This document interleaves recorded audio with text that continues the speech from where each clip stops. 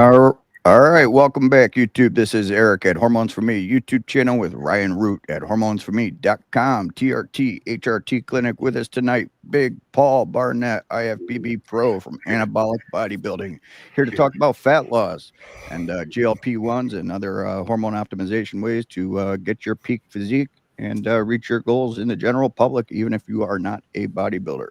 So welcome everybody here early tonight. Paul's streaming on his channel as well. What up, Ryan and Jay? Ryan, how you been, man? I know you're super busy. How you doing? Good. Yeah, it is super busy. Luckily, we're adding to the team, so I'm able to start working on some things. Oh, Melissa's here. So working on some things to kind of really streamline the process and streamline the workflow, so we can really take care of everybody. Right now, it's kind of a little all over the place with how we have to handle our ever expanding, vastly expanding patient base. But one thing I wanted to say is I've known Big Paul here for a while. We got together. I went down to DC not too long ago. We got together. Had a couple meals together. I went to the gym, had some meals together. It was a great time. One thing that I just want to say is, one of the things that almost surprised me about when I started, really becoming friends and talking with a lot of these influencers, and Big Paul was certainly one of the first, I was kind of taken aback by the camaraderie and the brotherhood, right? Everybody just wants to help each other. Everybody just is really looking to help people and each other. And I think like Big Paul embodies that to a large degree. He's just such a really kind person who just really wants to help people, and that's like the main goal. And nothing like, you get the sense of that when you're with him. He's the nice person you would expect him to be in person. And so I just want to say thanks, Paul. I really appreciate everything you're about, but also coming onto a smaller channel to kind of help us grow, and everything you've done. We really appreciate it. Yeah, thank you, man. I appreciate that. I'll put your check in the mail next week. It'll be out there. Thanks for the endorsement. No, I mean it just goes. Honestly, I'm trying to think when I started doing this. 6 years ago, something like that. 5 years ago, and I just had a small little channel, and Vigorous Steve stumbled into me and invited me on his channel, and I was like super leery and skeptical at first. I'm like, what does this dude want? Like, I thought there was some ulterior motive, and no, he was just helping me out, and it was really cool. And he helped launch me. And when I stumble into other smart, intelligent, well-intentioned people, I try to pay that forward a bit. And that's always kind of been my thing in life, is to pay it forward and constantly help people out where you can. And we're better doing this all together. Yeah. Honestly, we can benefit each other when we do this stuff together. Yeah, I totally agree, Paul. This isn't just a selfish thing where we just want people for ourselves. The idea is we want to spread the word, get people to understand how to be healthier, that hormones are not the devil. And there's no better way for us to get together and spread the word all together. So that we can unite and educate the planet. Actually, is what we need to do, and I think you're totally right. Yeah, honestly, one of the big reasons I started the channel, and it was it was a leap, man. It was a ballsy step for me, because I was working in the corporate world and working quite closely with a lot of people in the government and stuff. So it was a big risk going out there in the open. This stuff has been a part of my life for a long time, 25, 30 years. And I've always just kind of kept it secret because you had to. And I was hoping to normalize this stuff a little bit. And so people, it's been demonized so much over the years and really this is stuff that can help people, honestly, and make your life better. That was my hope, is to help get it out there and kind of pull the curtain back a little bit, have fun while we're doing it too.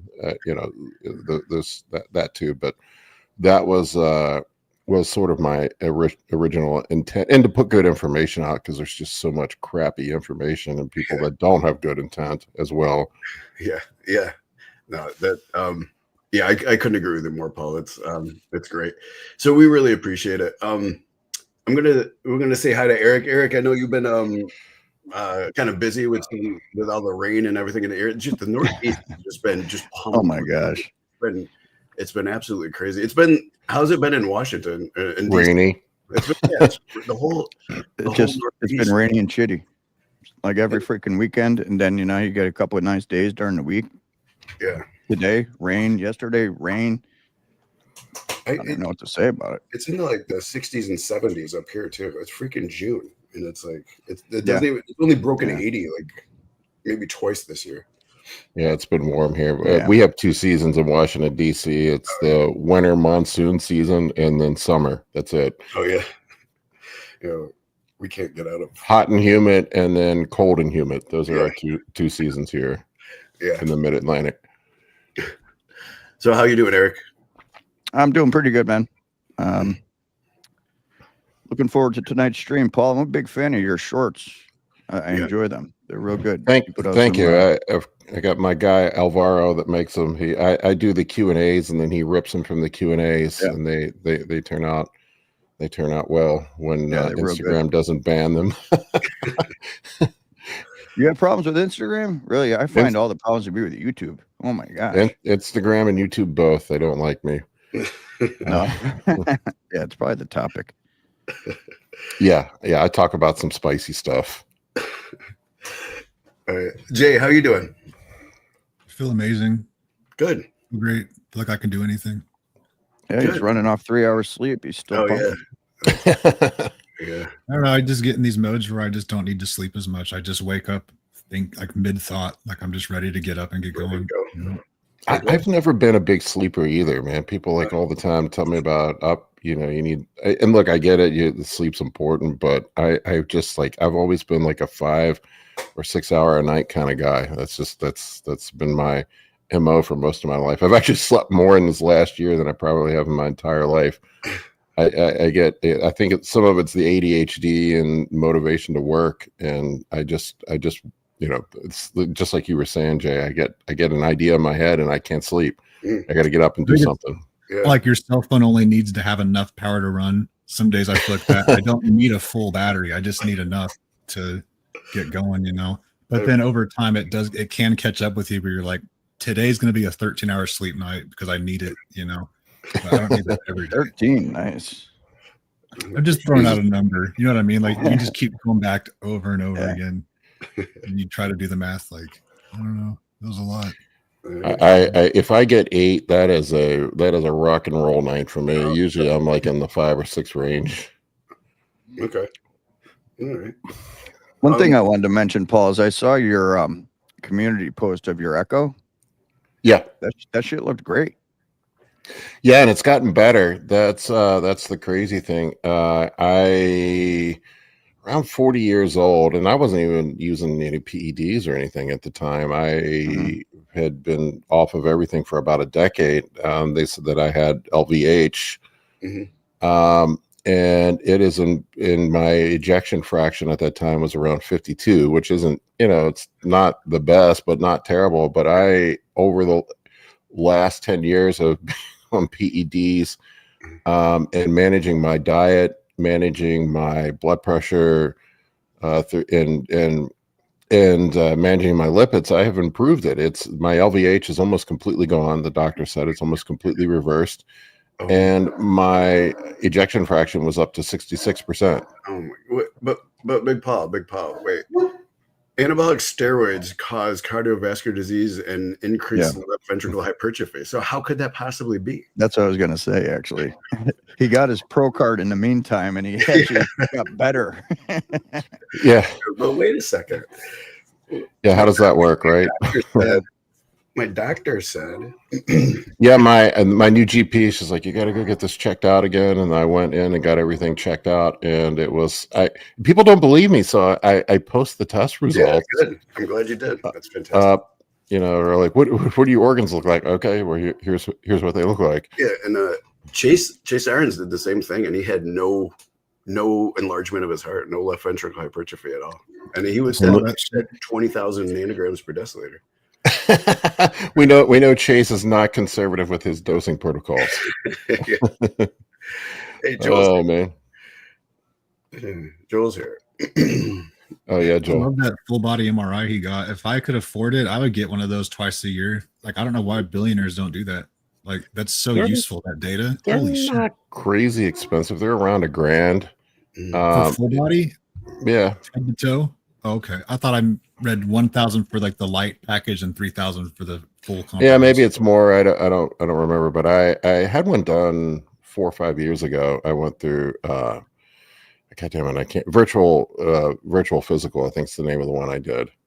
And I did it, and you know, because I've had cancer before, I just wanted to make sure that everything was okay. Yeah, I had 2 malignant melanomas and got into my lymph nodes, and Really? yeah. No shit. I didn't talk about that before. I just don't talk about it much. It was a thing that happened. It's been a long time. It's been 10 plus years. Wow. I've been cancer free, and that's great. It was basically from being in the tanning bed too much and being out in the sun a lot. You look tan a lot, like frequently. I figured you used some Melanotan and we're going tanning. Nah, that's just spray tan. Oh, okay. That's the spray tan route. And filters on my camera. I was gonna say, like, over the winter, you looked like pretty dark. I was like, oh yeah, he's like me. He's pumping Melanotan every day. Maybe high blood pressure. I don't know. Yeah, right. No, it's spray tan. I go get sprayed. Hey, that's gotta do what you gotta do. I couldn't tell. It's fake. You must be getting the quality tan, because sometimes that shit comes out looking pretty orange. Yeah, I just go. Yours looks real. I just go to the tanning place and get sprayed. That's it. Sometimes I do it myself. I'm really? as white as a ghost. Yeah. Yep. Yeah, I would be too if I wasn't from Melanotan. Holy shit, I'm translucent. I'm kind of I've been kind of hesitant to use Melanotan. I mean, on paper, it shouldn't cause any problems, but like, because I've had malignant melanoma, I'm worried about doing anything that was going to promote anything with the melanocyte. So I probably would protect me, to be honest with you, but yeah. It probably would, but you're 100% right. Once you get melanoma, I would never fuck with that shit again. Not Melanotan. I would never fuck with the tanning bed again. No, I stay out of the sun. I keep myself covered. I do, because I've had it twice. And the crazy thing was, the first time I had it, I didn't even know I had it. I was in a car accident, and I went in for, like, I broke my neck at a car accident. It was a crazy situation. Oh my God. And when I went in, they were MRIing or I don't remember if it was an MRI, CT scan, whatever they do at the hospital. Yeah. And the doctor noticed it. He's like, "You got a spot on your back. He's like, you got to get that checked out." Oh my God. What did it look like? I didn't see it. So melanoma, I mean, you can look up the pictures. It's an abnormal. If it looks like a map of Russia on you, if you have a mole, it looks like a map of Russia, that's a problem. You got to get that checked out. Now you got me concerned. Jagged edges, multiple colors, any bleeding, itching, anything like that, that's a problem. Oh, yeah. So yeah, did you have to go through chemo or any type of treatment? Because the lymph node removal, I actually ended up having a tumor in my salivary gland, and they removed that and all the lymph nodes around it, and they thought it was related to the melanoma, but no, I ended up not having to have any chemo, just surgery, and then removable. I mean, it was enough to scare the shit out of me, that's for sure. Yeah. I'm glad you caught it when you did. Yeah, that's crazy. It's a bad location up here. Yeah. I could have died. Very much. And how long ago was that? 10 plus years. Okay, so you've been in remission for a good while now. Yeah, so I see the dermatologist every 6 months. I go in for a checkup every 6 months to look me over, and they're constantly cutting stuff off of me just to make sure But yeah, I mean, it's just one of those things, man. It just happens. I try to warn guys about the tanning bed.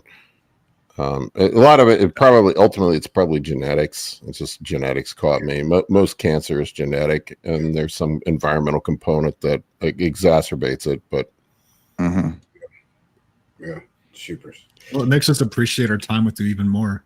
Yeah, like you were able to live in a modern time where you were able to do something about it and get healed, and now we get to have this show with you. Like, yeah, 100 years ago I would have been dead. Yeah.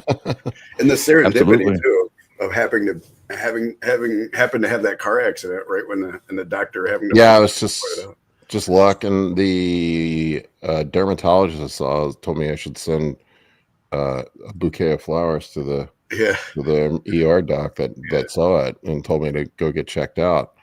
Yeah, it's crazy, man. Yeah, it was really, really fucking crazy. It could have easily gone the other way. I've had some fortunate breaks in my life at times. Yeah. I mean, I do think good fortune sometimes is it's working hard and putting yourself in the right situations. But that one was just dumb luck. Yeah. And it takes a lot of that too. For like, I had time to read some of the books from some of the creators of some of the largest businesses in the world, really. Like, so some of the founding stories of Google and Bezos too, and their lives are filled with, like, their businesses are filled with a lot of serendipity and dumb luck. I mean, they worked hard, they put themselves in the position for success, just like you said. However, there was a lot of luck that just kind of happened to make these gigantic companies too. So yeah, I totally agree with you. You always put yourself in that position, but it also takes some luck. Yeah, I mean, the more frequently you put yourself in those positions where you work hard, you do the right things. I mean, I've repeated things over and over. It's not just, I won my pro card. I've run multiple businesses. I've sold a couple businesses, bankrupted one, but I think the more you work hard, the more you do the right things, you give yourself more chances at coming out successful. So it's just, luck is a kind of a coalition or coalescence of hard work, opportunity, and just sometimes luck is involved with it too. It's just put yourself in the position to take advantage of that luck is important too. So. Yeah, I mean, if you don't do the work, if you don't open yourself up to opportunities, you're never going to have luck. Exactly. And I've noticed, like, people you hear, I know we were going to talk about fat loss, but the bad luck people tend to be negative. I've noticed they attract what they almost manifest the bad luck. They're constantly looking at things from a negative perspective. They don't open themselves up to opportunities. They give up before they even have a chance to have success. But the guys that win, the guys that have luck, that have success, are constantly grinding and open to opportunities and stay positive. That's generally what I've seen. Yeah. I mean, I've had so much. I mean, Jesus, Ryan, you've had your nuts kicked in, definitely. Yeah. And it's easy to give up when you have these situations that get you down. And I mean, I lost everything in my 20s, man. In the financial crisis, I went from being a millionaire to down to like last $50 in my bank account. Man. I lost everything. Yeah. Was that back in like 07?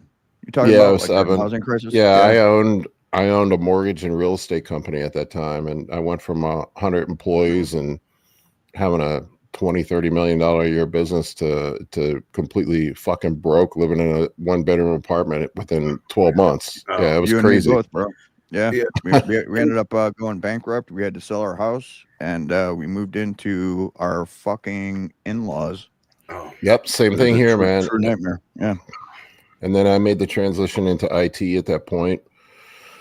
I mean, what do you do, man? You just pick yourself up and you keep working. That's it. Interestingly enough, Paul, I've been in both scenarios, right, where I'm just poor. I've been just poor and without have ever lived in success. And then, of course, I went to new worldly heights of success. and then it all got taken away like that, right? And I would almost say, like, well, there's two things here. There's two things.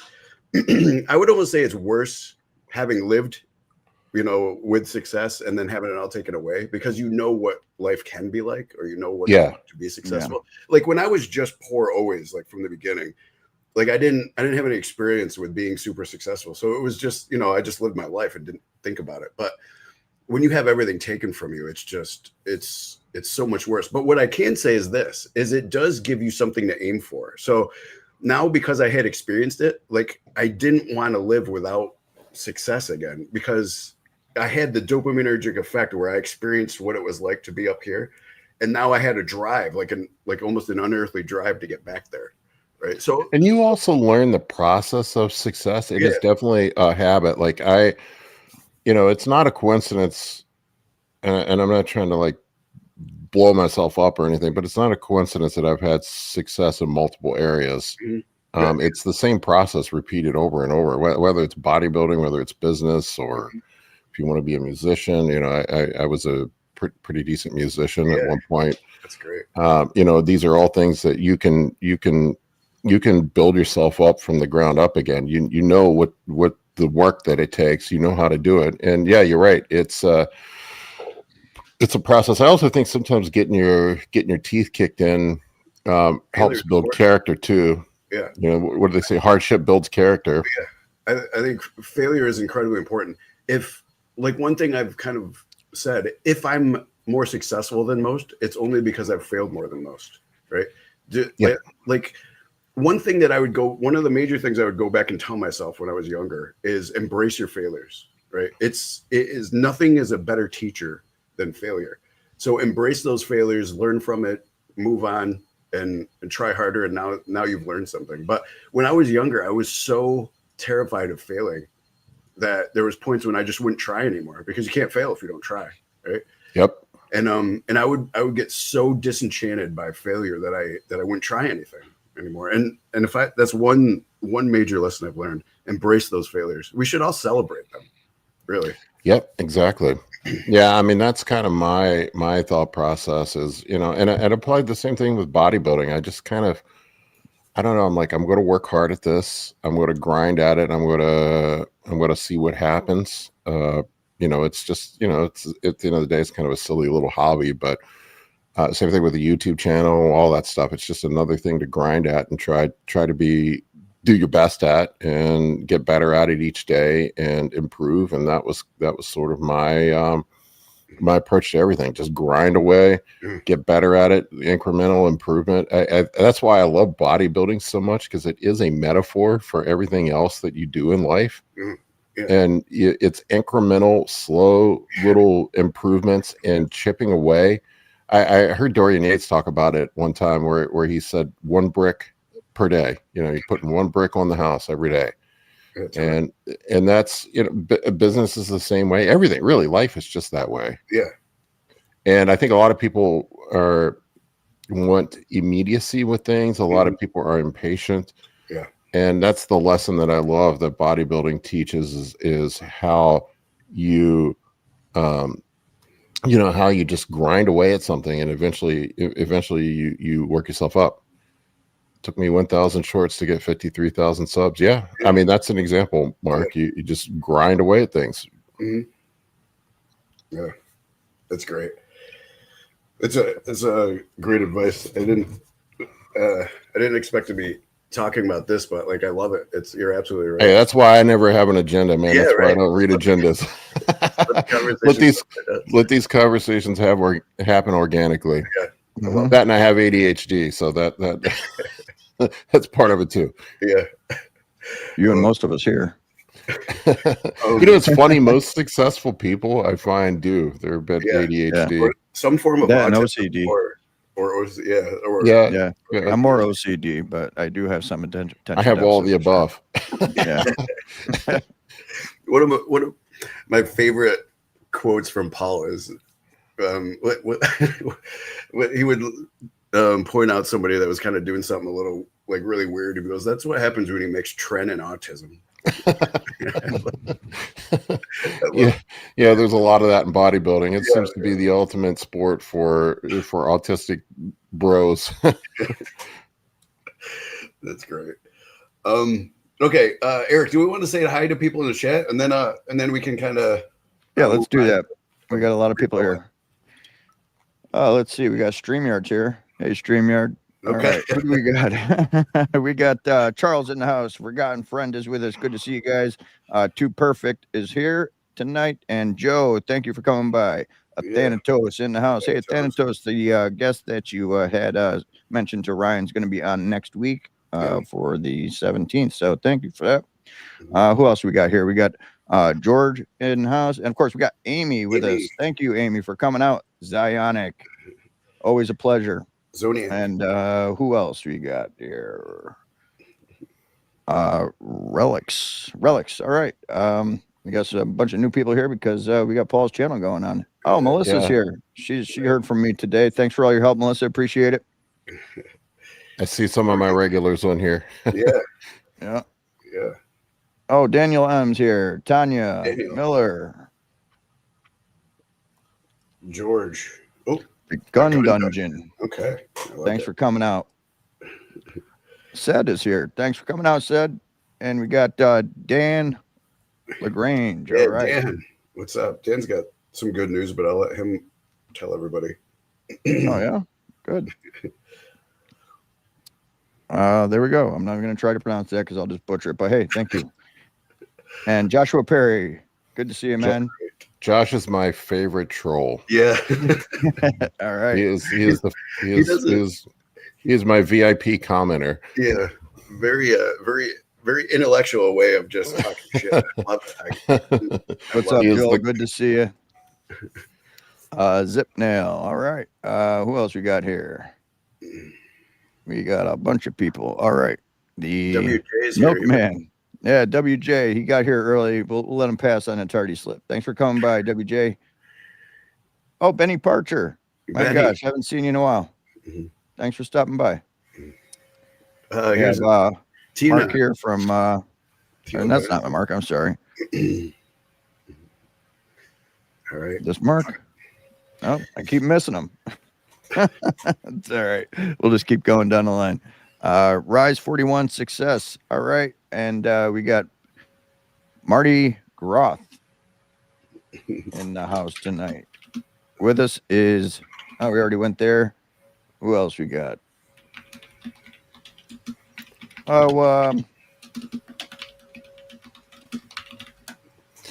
Let's see. DK20 Mob with us. Thank you for coming by. And it looks like Philip is here as well. And last but not least, Turs to be. Asking me when I'm hopping in on the sugar diet. Yeah, it's called carb cycling. I've been doing it for 10 years. Yeah, we're going to talk about that. Yeah. I saw what Chase has been doing. I haven't been able to catch up with it lately. I've just been busy. Like, how's he doing with his sugar diet? Good. I got to get him on hopefully this weekend and we'll talk about it. Yeah. I just actually made a video about the sugar diet. It should be up. Up. Sugar diet. It's interesting. I love when people try some of these things so we can see how they work out. Well, it's essentially what we do with carb cycling. Anyway, we do like with the carb cycling diets that I run with people. For the most part, I don't have a one size fits all approach, but the idea is that you have a high carbohydrate day, and usually what we'll do is pull the protein down lower, keep the fat as close to zero as possible, and it has metabolic effects. You're going to increase glycogen synthesis. It does seem to increase mitochondrial function. You have, it's going to increase mTOR, lower AMPK. I mean, there's all these things that happen. I don't know that I would want to run it every day, but we do know that glucose and carbohydrates are protein sparing. So in theory, you could run really low protein. And while you're in that high glucose state, you're going to prevent gluconeogenesis, the breakdown of protein structures for glucose, and potentially have metabolic effects and increase glycogen synthesis, all these other beneficial things. But I like to sprinkle it in with the carb cycling like once or twice a week. But yeah, I mean, it works. Yeah. I don't know that I would want to do it every day. You might end up being a diabetic after a while. Yeah. Right. So the idea is kind of get your, what's the idea behind it, right? Like we're preparing our metabolism, right, for the high carbs, right? And then when we pull the carbs, like our body is almost like expecting these carbs so now we're actually more Well, it's there's so what happened? I mean, you can do the same thing with fasting. There is a peptide FGF21. I'm surprised. I'm sure some clever person's going to synthesize it and make it here at some point that increases mitochondrial function. And FGF21 increases lipolysis, improves insulin sensitivity, lowers appetite, increases mitochondrial respiration and mitochondrial biogenesis. And ironically, it seems to happen when you have as close to zero fats and as possible, and you have a lower protein situation where you're running high carbohydrates, specifically fructose and glucose. It seems to increase FGF21, which has a metabolic effect. And then there's also the other downstream effects of having high carbohydrates, such like I mentioned, glycogen synthesis. You have increased insulin, which we know is anabolic in its own right. Yeah. And the idea is that you get the mitochondria spun up, and you have this, it's really almost a thermogenic effect that happens with it. And I've got a client that's volunteered to do it, and he's running it right now, and he dropped like 10 pounds in 10 days. Yeah, it was crazy. What do you do exactly again? What's that? What do you do exactly again? It's basically you just eat nothing. You eat very minimal protein, very low. You keep the protein low. Fat is as close to zero as you possibly can keep it, and then you eat mostly fructose and glucose. It's mostly simple sugars. Yeah. Okay. Yeah. Now with carb cycling, what we do half the carbs from glucose and fructose, and the other half from starches. We do keep the protein keep the protein lower and keep the fats as close to zero as possible. And I find that, and then we cycle in those days once or twice a week. I'll use it on dieting phases. Like for my contest prep last year, I got down to 5% body fat, and I had these carb refeeding days that were as high as 2,000 grams of carbs. Okay. Yeah, I mean, it was, I was literally eating Swedish fish and bananas and orange juice and shit like that. I mean, you can go back and look at my videos from last year. Yeah. And I got super lean. Yeah. I always get lean, and I've done it with my clients with carb cycling. Mm-hmm. Yeah, I mean, it's pretty. I don't know. It's pretty interesting. I don't know that I would run it every day. It's probably terrible for your health long term. Yeah. I would suspect, but my client that's running it right now, he's volunteered to wear a CGM while he's doing it, and he's volunteered to get his blood work done. I'm curious to see what it does to A1C and his lipids and other things, because a lot of times, like what you'll see when guys become insulin resistant, you'll see a rise in triglycerides, and there's some other things that happen as a result. But anyway, that's kind of the theory behind it, is you're going to get a metabolic boost from it. And what I see with carb cycling is if we leave those high days in most people, there are exceptions, as we get deeper into a cut, we can actually increase those high carbohydrate days and throw more simple sugars at it, and their metabolism just spins up. You'll see it. Like I'll be drenched in sweat at night after these days, and you kind of there's always this metabolic downregulation that happens when you're in a deficit for a period of time, and it seems to not completely stop it, but it really slows that down, and even enhances the effect of the thermogenic effect and mitochondrial function and all these other things. And also, having topped off glycogen, especially as a person who's in the gym lifting weights, bodybuilder, even normal people. I have just regular people that run these style of diets. I find that their metabolism gets higher.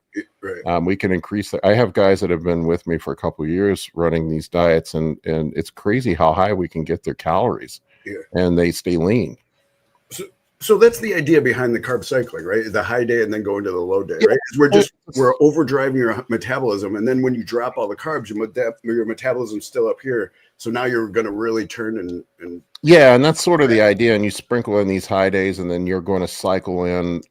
You're going. I'll even go down to 0 carbs on a couple days, and then you have your glycogen's going to be topped off. You're not going to be completely depleted.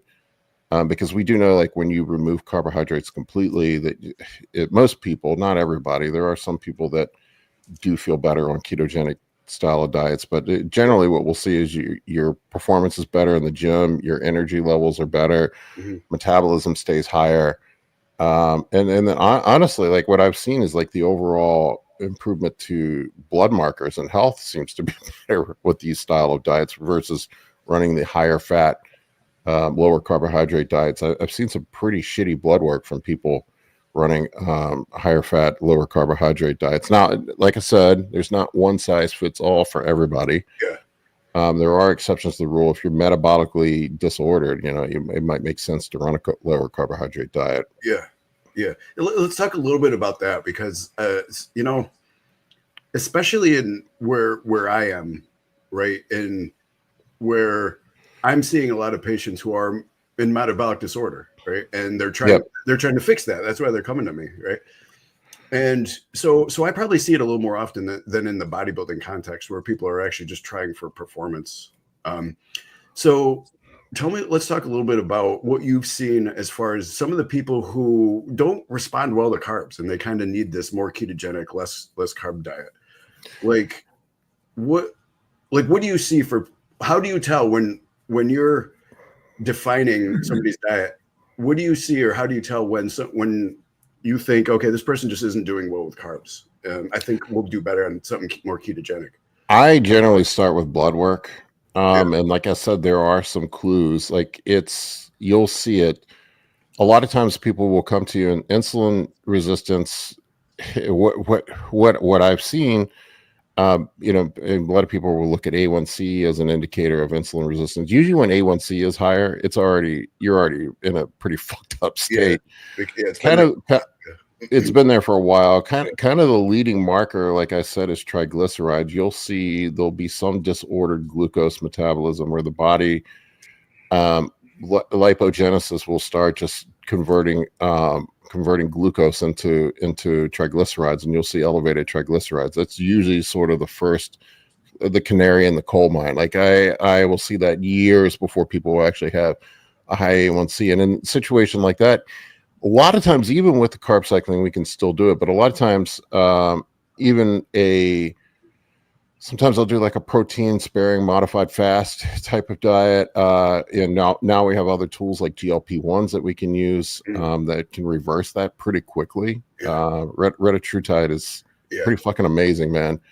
Well, I mean, really, any of the GLP-1s are pretty amazing at reversing a lot of this stuff. And there's other tools like metformin, over-the-counter stuff like berberine that we can use. Honestly, the best tool for reversing insulin resistance is really just to lift some weights. Muscle tissue is the most insulin insensitive tissue, right? It's the most insulin sensitive tissue. Tissue in the body. So, and what you'll see a lot of times when people are metabolically disordered, they are insulin resistant, specifically with muscle tissue. You'll see that, but that's kind of the process. And there are some times where somebody's morbidly obese where we're just going to have to pull carbs. But I saw Marty in the comments section. He was one of my clients, and he lost a shit ton of weight being on carb cycling. But we pulled the weight off of him, and he recently just got off of all of his blood pressure meds, everything. I mean, we've gotten his overall metabolic health improved.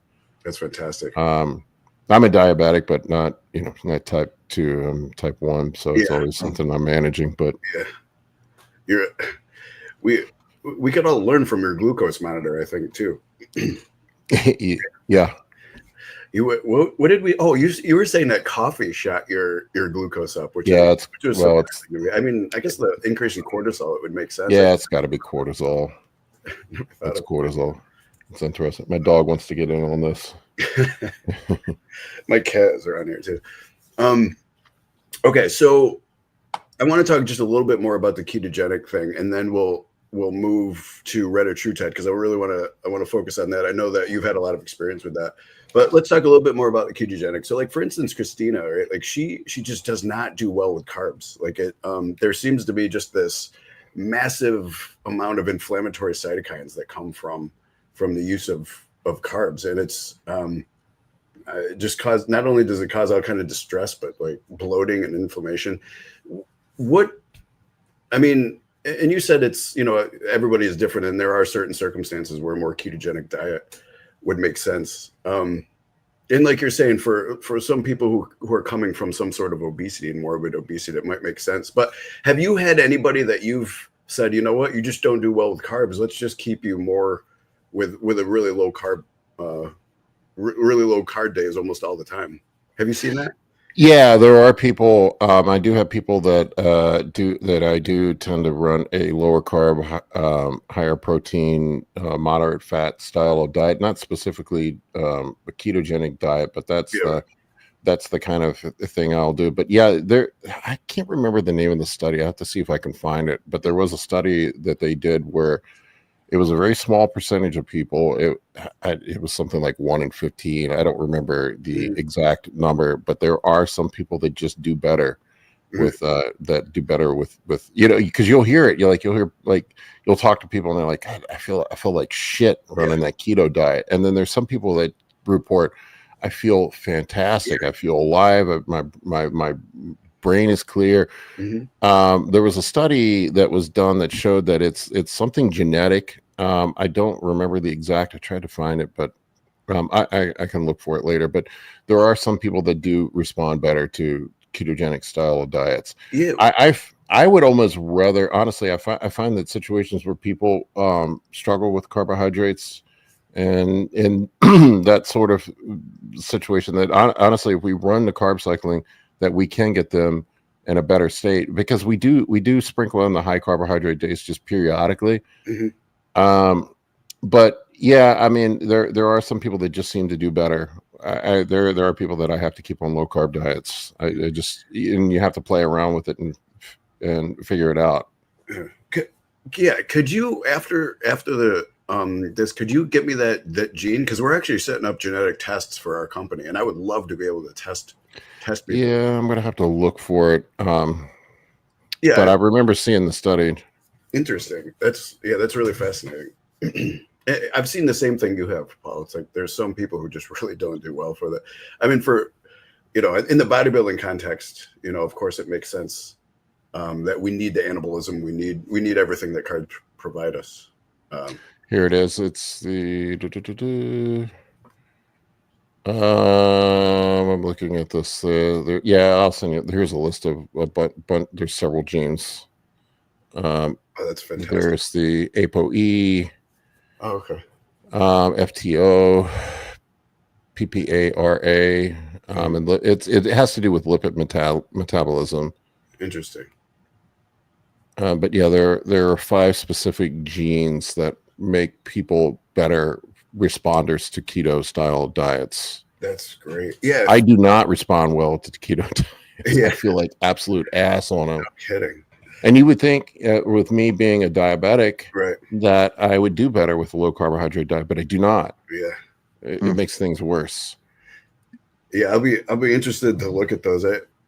Jay, we should set that up for the genetic testing, so we could test certain people to see if they'll respond better to certain diets.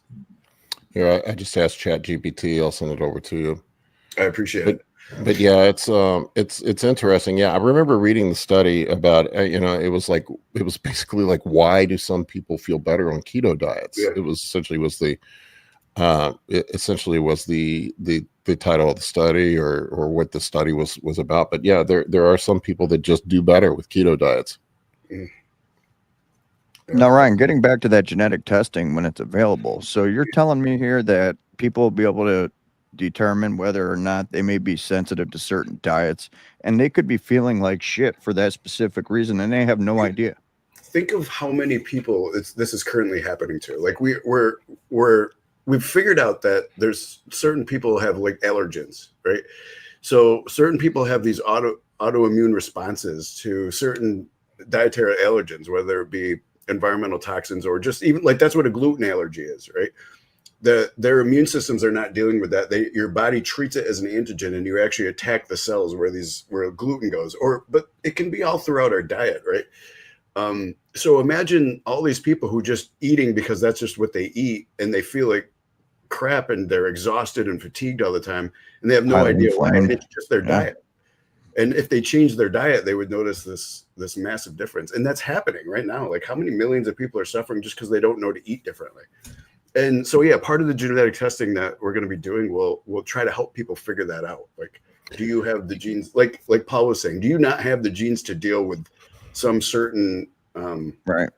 Yeah, here's the one, the MTHFR gene mutations in the MTHFR gene can affect folate metabolism and methylation process in individuals in certain genetic monitor their vitamin B in response to ketogenic diets. There's a bunch of different ones on here.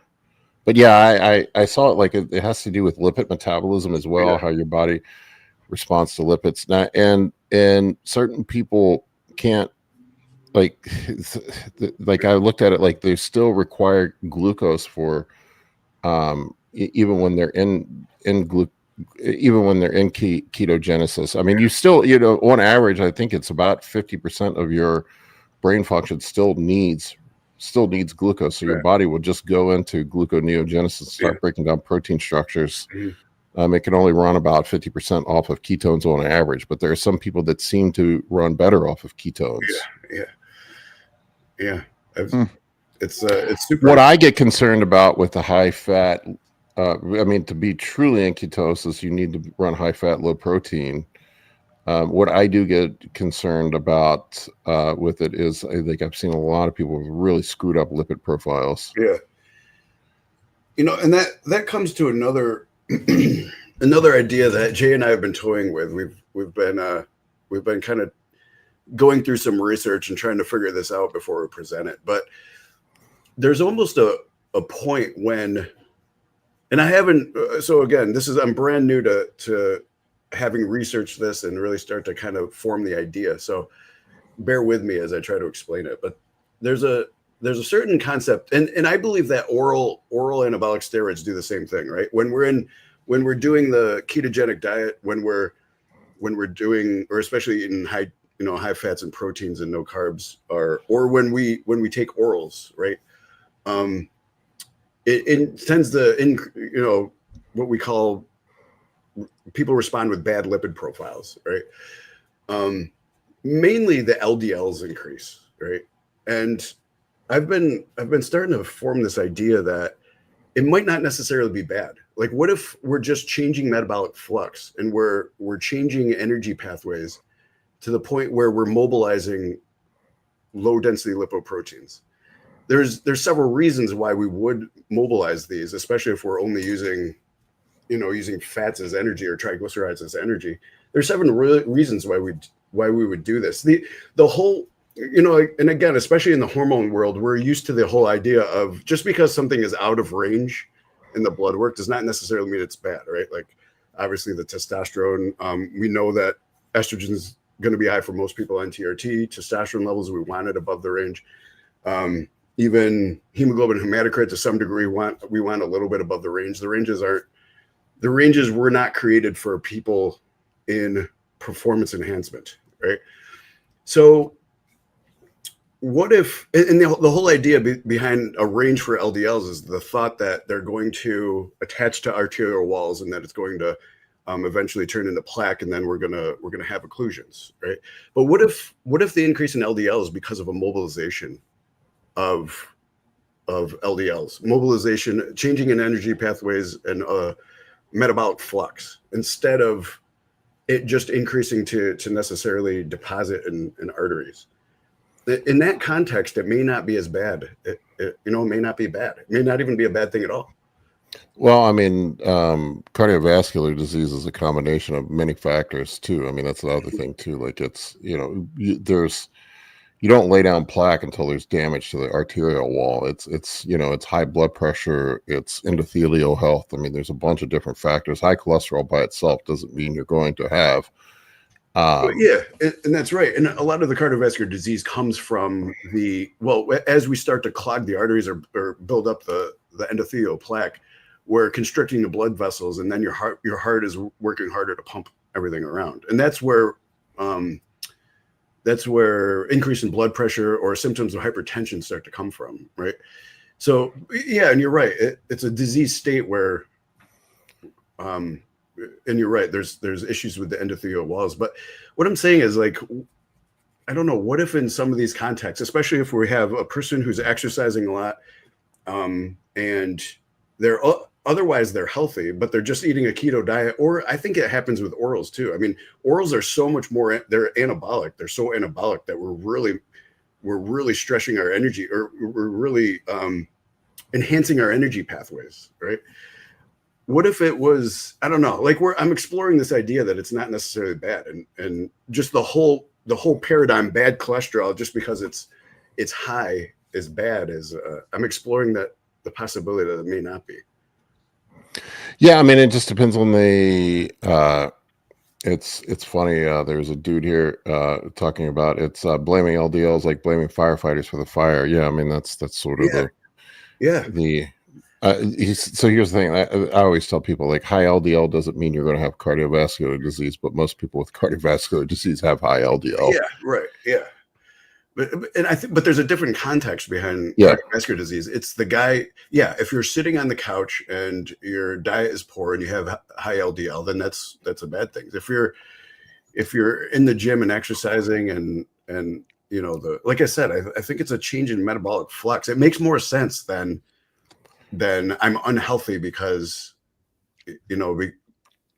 of, especially like taking an oral, taking oxandrolone or something like that. Like, why would that increase the buildup of low density lipoproteins? It makes more sense that they're actually mobilizing, and that they're mobilizing for a couple things. The increase, the proliferative nature of the anabolics would require more cells. Your increased metabolism, you're producing more cells, so you need them for the cell walls, and also for certain acids that you use to break down triglycerides. So you're mobilizing this cholesterol to create more acids to break down triglycerides to use for energy, right? I mean, that makes more sense than, suddenly we're unhealthy just because A, we took an oral, or B, we're on a different type of diet that's going to mobilize triglycerides or mobilize our metabolic flux, right? I don't know. Yeah, I mean, from what I recall, oral steroids more strongly affect the liver and how the hepatic lipase and how that mobilizes HDL or LDL elimination, yada yada yada. I have a whole video up about it, but yeah, I mean, it's it's a very complex issue, that's for sure. Some people, I know genetically I am predisposed to dyslipidemia. Some people are, but it's funny because every time I go in and get calcium CT, I just had all this testing done, and I had zero, right? Yeah, that's what I'm saying. Yeah. I don't know. Yeah, zero plaque buildup. Like, you're the perfect situation, Paul. Like, look at your context. You exercise, you go to the gym a lot, your diet, you take care of yourself. Just because you have LDL does not necessarily mean that it's depositing in your arteries. I mean, that's the only fear of high LDLs. It's depositing in your arteries and causing plaque. But why would you be doing that? Tanya was asking if we should combat LDL. The way I look at it, I do take proactive steps to keep my LDL and ApoB lower. I just look at it as buying insurance. The way because I am engaging in other risky behaviors. Yeah. And ApoB is just a transporter for LDL. So of course that's correct. going to increase if your LDL is high. Like it makes, if we're mobilizing. Right. It's a lipids and protein. It's a lipoproteins, transporter yeah, it's just protein. a transport protein. So yeah, I mean, apolipoprotein would be tied to that, but of course it would if we're mobilizing it for metabolic flux to increase our energy pathways in a way other than glucose, right? Then it makes sense that those things would be raised. I don't know.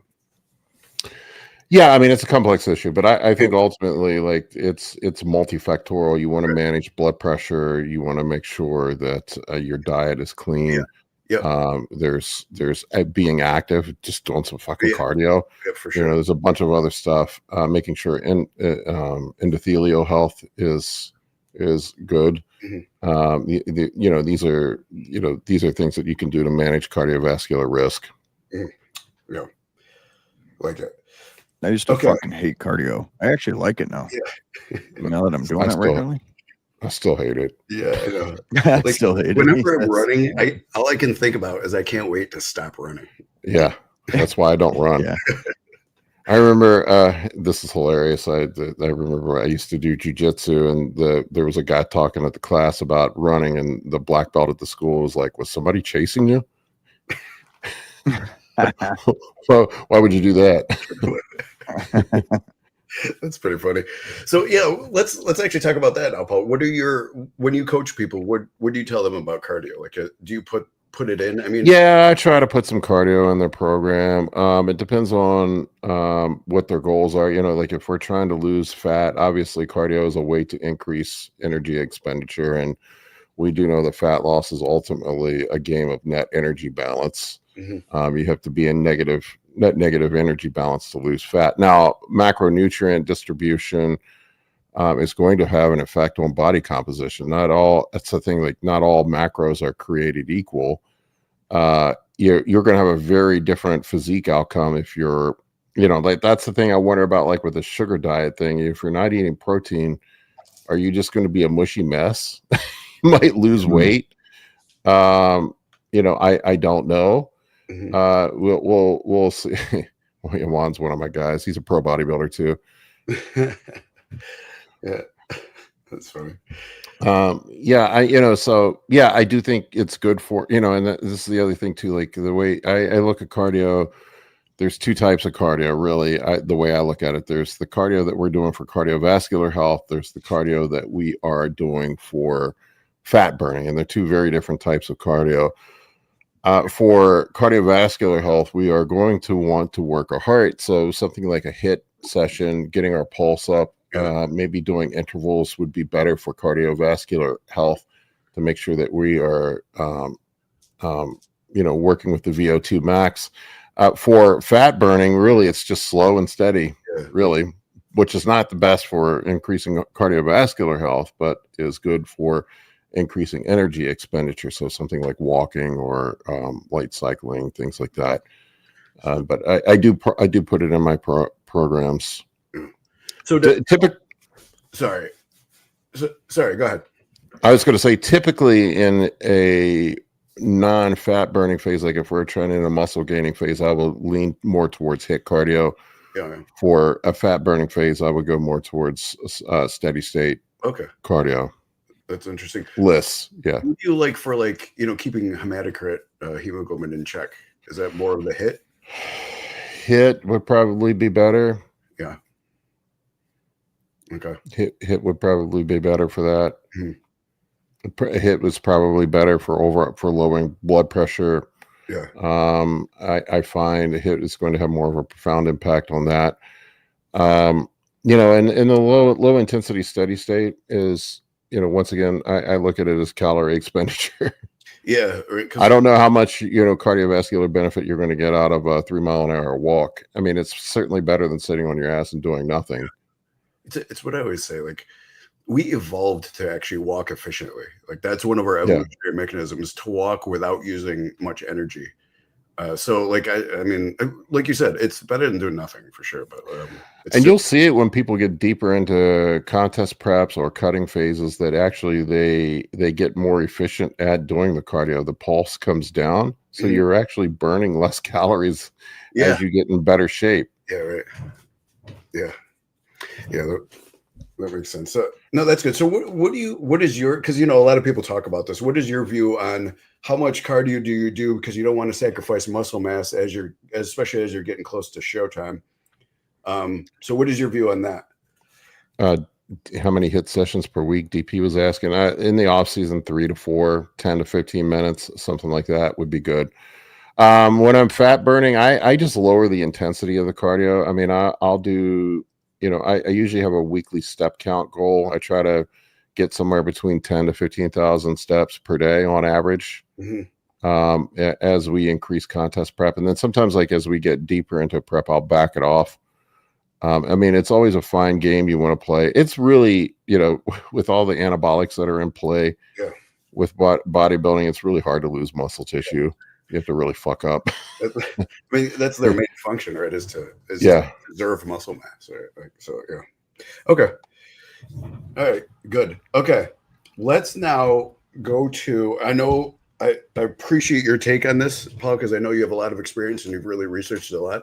So let's take a look at Retatrutide and all of and especially with your experience and all the benefits of that. So yeah.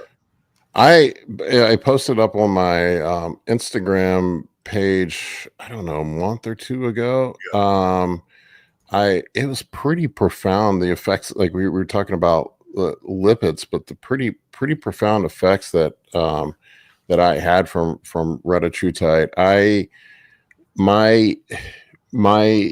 I've never had my lipids so low ever before, just from 1 milligram Retatrutide. It was pretty fucking crazy. My LDL came down to like 50. Sorry, my triglycerides decreased. My A1C improved. Everything improved. Everything got better with Retatrutide. It was pretty freaking crazy, man. Just from 1 milligram. C-reactive protein was lower. It's pretty profound. The results that it had. And then you also lose weight while you're on it. Yeah, right. Let's start talking about, like, so your primary use of that was for your metabolic panels. I mainly used it for, I'm an idiot and let my A1C get out of control by not taking my insulin. Oh, okay. So I was an idiot after I just got lazy because I'm a type 1B diabetic. I have pancreatic insufficiency and I wasn't taking my insulin and I let things get out of control. So I wanted to use it for that and to bring my A1C down, which had a pretty dramatic result with that. But yeah, it's pretty fucking profound. It's a triple agonist. It should be approved for, it's in phase 3 clinical trials right now. It should be approved for use next year. But yeah, it was pretty profound, the effect that it had on both my lipids and my glucose management. My fasting glucose levels have never been in the low 80s, and they were in the low 80s while I was on it. Wow. It was pretty nuts. Wow. Yeah, you had some remarkable. I mean, it's not just me. I've seen it with multiple people. Yeah. I've actually heard it. So this isn't a surprise to me, but these seem to be pretty profound, these results. I mean, it's a triple agonist. It's a GLP-1. It's a GIP. It's a glucagon receptor agonist. So I mean, there's multiple different pathways that it. Yeah, let's actually go over all those. So we have the GLP-1 aspect that's going to increase. It actually. Hold on. I kind of wrote this down. Hold on. Yeah, the GLP-1 is going to increase insulin secretion, slow gastric emptying, decrease appetite, via central nervous system modulation, alters reward pathways. It seems to have an effect on the dopamine, the dopaminergic effect of the foods that we eat. Not only that, like people on GLP-1s, it was interesting in the Retatrutide trial, people reported like stopping drinking and stopping smoking. Yeah. Which was insane.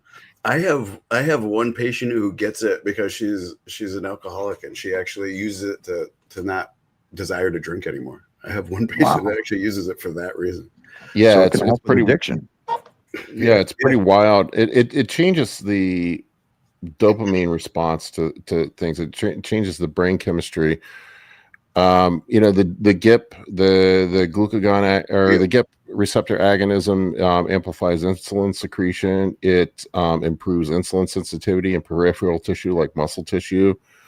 And then the glucagon receptor agonism is going to this is the part that's fascinating with it. If you look at the clinical trials, it was something like 80% of the people that had fatty liver infiltration completely reversed their fatty liver infiltration, which doctors previously thought was impossible. Yeah. You know, so it promotes hepatic glycogenesis and increases energy expenditure, increases your BMR. It's and augments lipolysis. So it's pretty crazy. And the glucagon agonism balances out with, you know, it supposedly it helps reduce some of the gastric side effects that people get from it and prevents the hypoglycemia that sometimes that people experience from GLP-1s. So the glucagon aspect increases lipoprotein lipase. Lipolysis, right? It increases energy expenditure here. So glucagon receptor agonism can increase energy expenditure. This may be due to increased activity in brown adipose tissue, which is responsible for burning calories to generate heat, right? You know, obviously we know about the suppressed food intake. People lost visceral fat on this as well, which is crazy. But the fatty liver infiltration part of it is crazy, because there's so many people walking around with fatty liver infiltration from being metabolically disordered and all this. But it's wild that they're evaluating it for a treatment for fatty liver disease as well. Yeah. Can I break in real quick? Sure. Yeah. So it's important to understand that the GLP-1 component reduces the release of your body's natural glucagon, but the retatrutide molecule itself can bind glucagon receptors. So some people think retatrutide is increasing your body's natural glucagon level. It's not. Right. It's actually acting as an agonist on the receptors. Correct. As its own thing. Mm-hmm. And that's why it's like, it depends on what your goal is. Because some people, they do want their slowed down release of glucagon because they want to increase insulin sensitivity in like extreme cases. But for people like that don't have insulin insensitivity at the extreme level, they want that glucagon activation for weight loss and reversal of liver fat. So it just depends on your situation. Yeah. It would also help, the glucagon agonization would also help kind of, you know, use your liver's glycogen stores, right? Which is especially helpful in the bodybuilding context, because we can prevent muscle loss with that. It actually seems like the perfect right. choice for bodybuilders. Yeah. I also want to call out, this is a compounding factor in getting dialed in on TRT, because a lot of people start GLP-1s at the same time as TRT, and these GLP-1s mess with your dopamine reward system. And for some people that can cause libido problems and anhedonia even. And since no one tells them that, they're blaming their hormones for it, and they start playing this game of Arimidex and thinking their testosterone dose isn't right, when the whole time it's because of the GLP-1, because everyone told them it's a free ride with no side effects. Mm-hmm. So that's just something to be aware of for some people, especially when your doses are really high, because some people are out there taking retatrutide at like 8 to 10 milligrams a week right now. That's crazy. They're not aware of it, they won't know. That's something I've never heard anyone talk about. They're just like, oh, it only affects food in the dopamine reward system. No, your reward system doesn't have a separate section for hamburgers and a separate section for donut, one for porn, one for sex, and one for different things, you know? So that's why we always say use the lowest dose you need when it comes to GLP-1s, and don't just go nuts. I saw a pretty profound effect just from 1 milligram. Yeah. A lot of people have, yeah. Mm-hmm. Yeah. And I'm on tirzepatide now. My doctor prescribed tirzepatide, and I'll tell you, I do not like the tirzepatide as much. What is the difference for you? For me, I already don't have the greatest appetite in the world, and the gastric emptying, the slowing of gastric emptying has been pretty significant with the appetite suppression seems to be much more pronounced with the tirzepatide than it is with the retatrutide. I don't, this is just my anecdote from using it. That's what I've noticed. But which may be better for somebody who's looking at it for weight loss versus my situation. Yeah. Yeah. And that's what I've seen. It depends on the context. And like for some people, like an obese person, right? Like the microdosing some of these GLP-1s, it just doesn't reduce their appetite enough for them to have a significant effect, right? So sometimes for somebody who's really looking to lose a lot of weight, we do need to almost macrodose those. We need to use those large doses to really have the profound effect on appetite. And there's got to be, I mean, there's got to be more effects such as, it's got to get rid of a lot of water weight too, right? There's some people when we use like, larger doses, even something like semaglutide, they lose more weight than they would have if they just stopped eating, right? So there's got to be a significant amount of water retention reduction as well in some of these. So anyways, like for some people who like, for an obese person who's really just looking to lose weight, sometimes in the beginning, at least, we have to use larger doses in order, so to control their appetite and reduce that water retention enough so that they lose weight. But it's also the GIP activation in the adipose tissue itself that's helping to facilitate better fat loss as well, targeting that instead of your muscles as well, right? So it's not just water weight. And that's seen across a lot of clinical trials for all three of the agonists that we talk about the most. People lose more weight when they're given the same diet as the placebo group. They do lose more weight. So it's not just attributed to the renin-angiotensin aldosterone system effects. It's also because of the adipose activation. Right. Well. Yeah. So super interesting though. But yeah, Paul, you have a lot. Before we move on here, Ryan, we got a question here from Money Pit. He's asking, this is Shane here. You guys be carrying Reta. Also, the pecs already doing better. Bruising is turning yellow and pain is almost gone. You got lucky. So anyways, I guess he's just asking if you're carrying Reta. Yeah, we do have a pharmacy that is carrying Retatrutide. We also partner with another company that offers that. But we do have a pharmacy. Brooksville actually offers Retatrutide. So we can do that. Yeah, I think he pulled his pec, and so that's why. Okay. That's why he has pain in his pec, and I always hate it when I do that. I've done that. I used to do bench competitions, and I used to I pulled my pec so many times. It's terrible. It's just shitty. Oh yeah, that shit hurts. For Paul here, I missed a member's question earlier when you guys were talking about carb cycling. He said, "What's your preferred carb cycle method for deep cuts on GLP-1s? Any true zero carb days, or always keep some carbs in? When do you refeed by scale, look, or feel?" It's a great question. I usually get in one high day per week. As I get deeper into a cut, sometimes I'll sprinkle them in a little more frequently. You'll just start to feel like dog shit, and sometimes I'll see the weight loss slow down, and it seems counterintuitive, but like when you sprinkle in the high days a little more frequently, sometimes you can actually accelerate the metabolism, get fat loss going again. I do like running at least 1 or 2 zero carb days per week when I'm in a fat loss phase. And even sometimes, like even when I'm not, I will take 1 day a week, typically where I'll either intermittent fast or I will do zero carbs 1 day per week, even when I am in a mass phase, just for the giving my GI a break, helping with insulin sensitivity, all these other benefits that you can get from that. Huh. Interesting. Okay. All right. Great. Thank you. Yeah, let's go back and get to some questions. There was a good one here. Oh, you want to go into questions? I'm backlogged on shit that I've been thinking about this whole show. Oh, I've just been holding it heavy.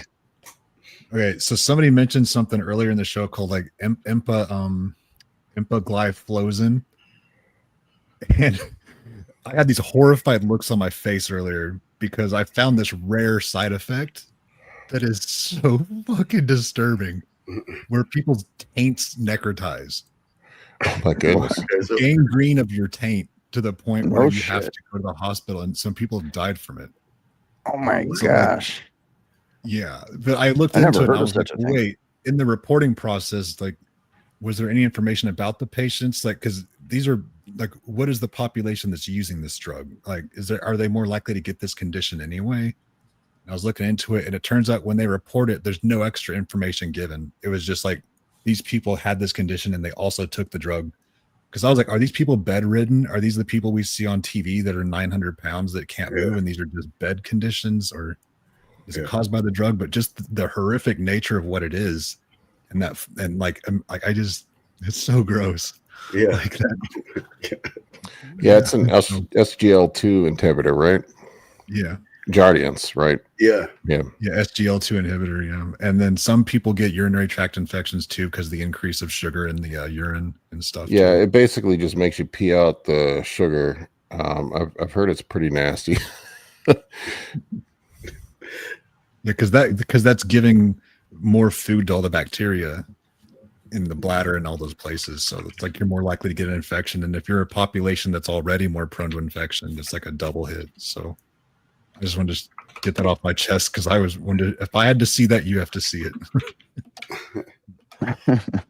So, and then earlier we talked about cardio and how it was good for reducing hematocrit and red blood cell counts. And I have looked this up in the past. It's because there's like an acute response of hepcidin change for about 2 to 3 hours after cardio that you can hit with about 60% of VO2 max, and then it doesn't get a whole lot better, but it'll raise your hepcidin and allow you to regain some of what you lost, because when you're on high androgen levels, you know how it comes down.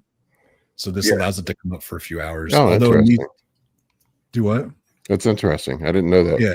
But in these studies, these weren't, I don't think we have proof that the people in the study were on high androgen levels. So I reserve the fact that it may not work on, because you have to look at the two factors going in. You got androgen suppressing hepcidin and you got exercise raising it. So the study was done on normal people. I mean, assuming they were able to exercise in the first place, maybe we can assume that some of them were on, things like that. But so what would the hepcidin do to decrease hemoglobin and hematocrit? Well, you got two factors. You got EPO and you've got hepcidin, right? That's the two things that determine whether someone's going to have their bone marrow overproducing red blood cells, right? Right. So you've just got those two factors going at all times. So, and the hepcidin would reduce the red blood cell production. Well, yeah, it's I'm not going to claim to remember all the terms, but it involves the transport of iron to be used to make red blood cells, and ferroportin levels and transferritin and things like that. Okay. And, I don't have it pulled up right now, but the EPO and the hepcidin are two factors that are interesting. Okay, that makes sense now. I didn't, like Paul said, I didn't really know the mechanism behind why that happened, and that's interesting to know. Well, and then some long distance marathon runners end up with higher red blood cell counts anyway, even though they're running all the time. Yeah. So it's like maybe when you do it all the time, there's like another mechanism that comes in behind it. There's a lot to look at always. Yeah. So like, I don't want to make a definitive statement like you can bring down your RBCs by running twice a day, but maybe it could help. Yeah, no, it's interesting. It is interesting. Yeah, because I postulated, what if you could just give people hepcidin as an injection? And I looked into it, and there are some companies working on it. It's not released yet, but interesting. Yeah. Huh. I want to give a shout out to Nick here, Nicholas. Nick's been on Paul's podcasts before too. I haven't talked to you in a while, Nick. It's good to see you. Nick's brilliant. We should have Nick on our show. He lives on the other side of the world, but so the hours might be bad, but he's brilliant. He's brilliant. We should have him on sometime too. Yeah, let's. Why don't you reach out to me, Nick, when you get a chance, if you're interested, and we'll talk about that. We could work something out. Yeah, I've heard good things about Nicholas too. Yeah, he's great. We can change the time. I have the gene testing thing pulled up to look at the different food stuff. So if Paul remembers what it was earlier, I can actually check to see if it's on here. Yeah, but, I sent Ryan the email. Oh, okay. I'll forward it. I just grabbed from ChatGPT. I don't remember the exact study. No, we don't. It doesn't have to be the exact. Just like what it was all about, which section would be under. Oh yeah, this is good. I see it. I thought I heard him say MTFHR, but that's not really specific to lipids. That encompasses a lot of systems. That's a really big one, and we do check for that. I know that's in there. Yeah, because that's about methyl donation. So interesting. But all right. So there's another good one here for Paul, and then we could just start taking questions. I think. Is there? Yeah, I got a bunch of them flagged here, and we got three questions that somebody dropped in advance here. Okay. All right, you want to take them from the chat here? All right, let's get started. All right, how many capsules of fish oil do you guys take every day? He takes 1 to 6. It's a pretty big difference there, 1 or 6. I'm kind of like the same way. Different formulas have different EPA to DHA ratios in each capsule. But I think that sounds about right, though. I take 3 of the 369, and then I take 2 of what's the other one? Just the regular omega-3. Yeah. How much omega-3s do you take, Paul? I run. Let's see. I do 6 of the high potency fish oil tabs a day. So that's there are 3 of them are 3,500 milligrams worth of, if I remember correctly. So something like 5 grams. Oh, okay. That's a good amount. Do you notice that difference in your HDL levels? Like when you take that much? It comes up a little bit.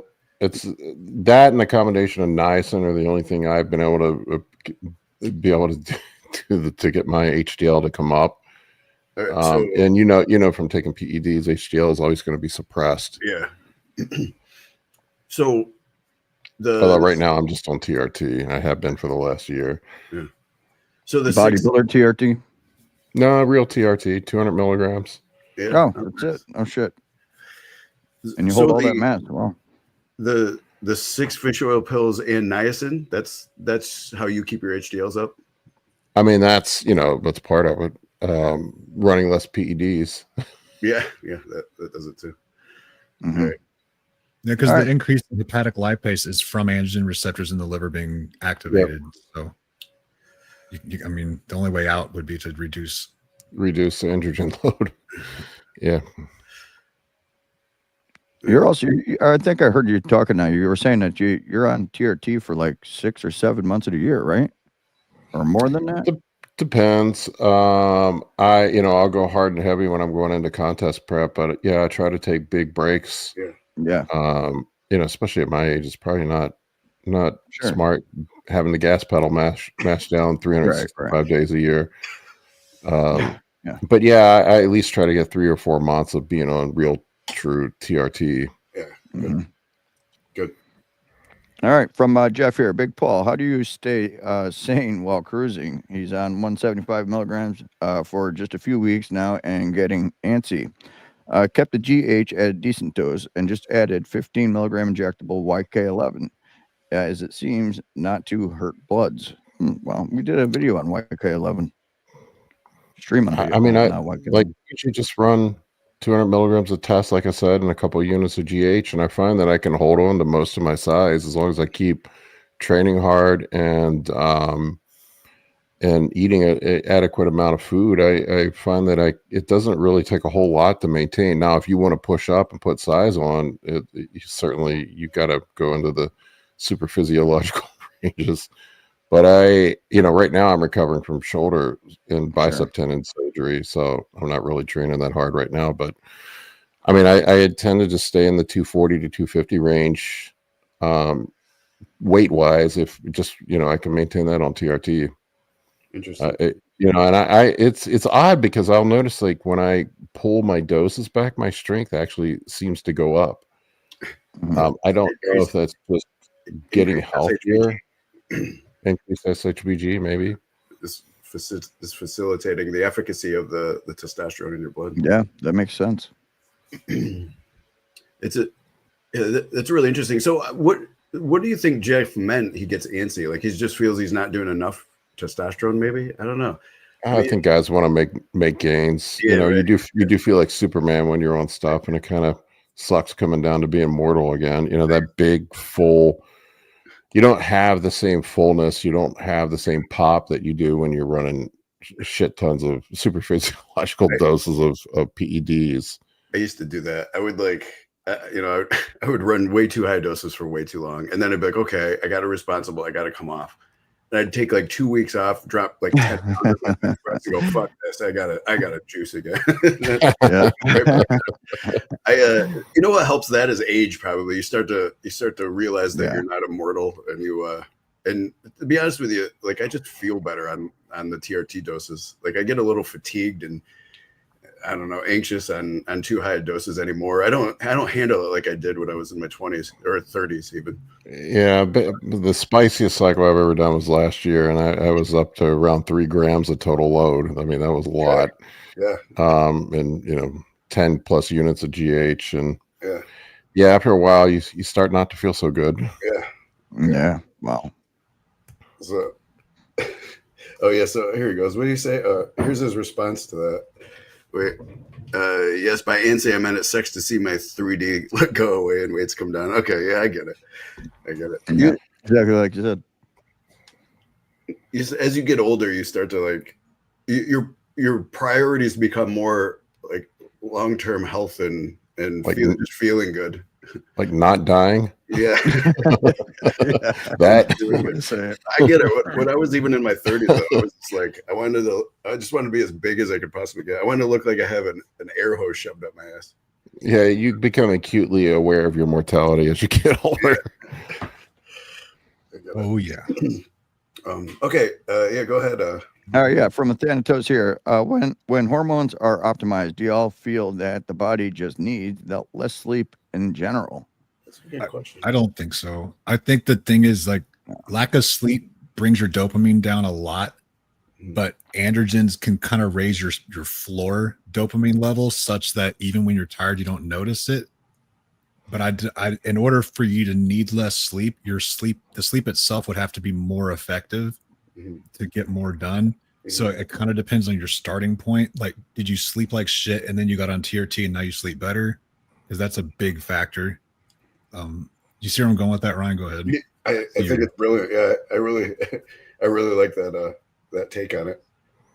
Yeah, and then the central nervous system stimulation from the heavy androgen loads too. I mean, that's also a factor too. You're amped up all the damn time. Yeah, I'm such a hyper responder that when I was on 200 milligrams a week, I could not sleep. Even when I was asleep, I would look at my stress. It was at 95% the whole time I was asleep, just orange on the graph. Heart rate was still in the 80s. Like I couldn't handle it. Oh my gosh. I feel like 200 doesn't do anything for me anymore. Yeah. That's funny. Oh, you know what? I just remembered I saw Boston Phil here. I just remembered we forgot to announce that we have a Massachusetts. Oh, yeah.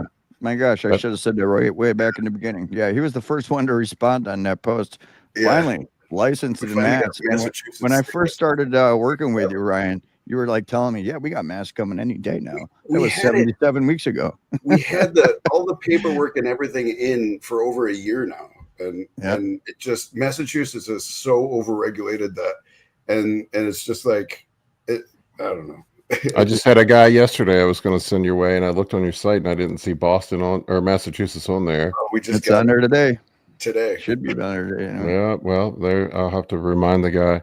Yeah. What took you so long to get Massachusetts? There's like too many regulations. Yeah, it's Massachusetts itself. So, but they also have a third party company that actually does their licensing. So, what happened is they needed a clarification. And then it got lost and you couldn't call this company. There's no customer service, or when you do get a hold of somebody, they have no idea what you're talking about. So honestly, it was this like back and forth with customer service that was just going nowhere. Dude, that would irritate me so much if they used the word clarification. Like push the button and just Take It the was license. so like, irritating. And Bo- it took us Boston this long to get it. Boston Phil looks like a big fucker. Yeah. Yeah, he's a beefy dude. yeah, that's a Yeah, good yeah. chick. I'm jealous. He's great. I'm small right now. You got to be Small like Jeff Paul. to get antsy. I'm small Paul now. No, Yeah. it's not true. Well, Oh, we have Maine. Oh, sorry. I'm sorry. He says Maine soon. We have Maine right now. So, Oh man, yeah, been done for a while. yeah. I'm sorry, Eric. Go ahead with that question. You sure? Okay, here we go. On my first cycle, started with 180 milligrams test, titrated up to 315 milligrams, 2 IUs, Serostim. Okay, now I'm starting 450 milligrams a week and 4 IUs, adding 25 Anavar soon. Low aromatizer. Bloods are great. Should test GH increase? The answer is always more Serostim.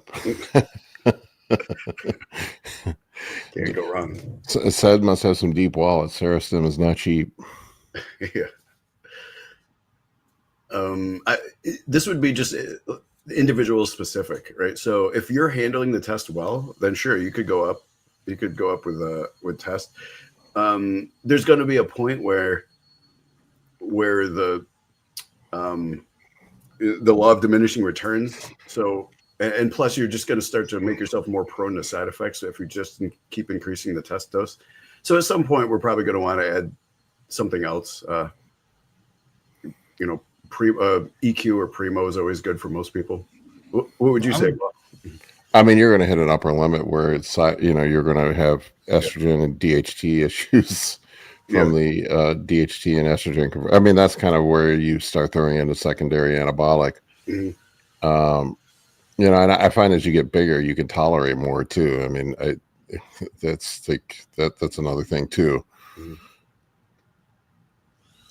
I would assume more, this is just my bro logic explanation for it, but a bigger dude's going to have more androgen receptors. So there's more to saturate. Yeah. Yeah. Complete bro logic there, by the way. No science at all. But for his specific situation, if you're handling tests first, then yeah, you can go a little higher in the test. But I would say if you're making progress on that's usually the question I ask people. Like, if you're making progress, why go up? Get away with the least that you can. Right. Yeah. No, that's a good point too. We actually talked about that last week. Yeah, right. As long as you're making gains, you don't need to add more gear. Yeah, don't add more. Just stay there. I think guys a lot of times want to just keep pushing to see what they can get away with. Yeah. The problem is when you do that, you end up painting yourself in a corner. Mm-hmm. What are you going to do when progress stops? Yeah, right. That's. I don't know. I mean, I've never, to be honest with you, I never really ran that much until this past year. I think 750 tests maybe was, until the last year and a half was probably the most I ever ran. Mm-hmm. And I was able to get up pretty big. I mean, I've been as big as 300 pounds. Yeah. Oh, wow. That's great. I mean, I was that's great. That was that's fucking huge. 250 and some change on stage last year. Yeah, nice. That's great. Yeah, that's huge. You looked great on stage. Of course, we have Joshua saying just always add trend. Trend. The answer is always trend. Always. I didn't even run trend on my contest prep. Nice. Trend. Test, Prima Bowl, and Master on. That was it. That's it. Hard dieting, right?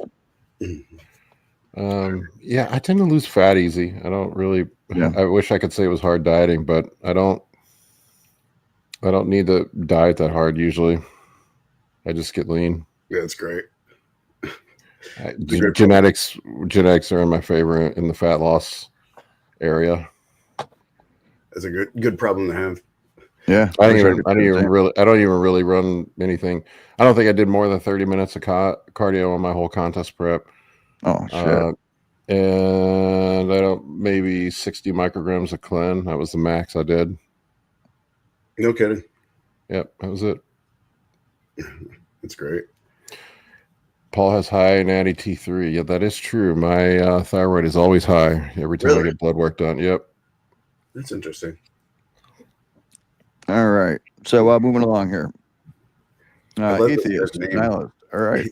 Are prescribed orals like Anavar, Winstrol only good for cutting cycles for regular gym bros, or do they have a place in bulking cycles too? I don't know why the hell you would use Winstrol for anything outside of contest prep. The Winstrol just makes your joints feel like hell, man. You're going to have decreased synovial fluid production. It just dries you out really bad. I think your joints feel like hell on Winstrol, and then has a pretty profound effect on your lipids too. I mean, I've seen guys with single-digit HDLs on Winstrol. That can't be good for you long term. I think it's important to clarify that sometimes we talk about Winstrol and Anavar within a therapeutic context, but when someone's literally trying to bulk and do bodybuilding, they would pick something else, I would think, because of all the things you're going to use to bulk. You're not going to pick something with bad side effects like these two drugs, because these drugs are mostly for, like what he said, dieting and just preserving lean mass while you diet. They're not really meant for taking huge quantities, right? I mostly stay away from orals and outside of contest prep.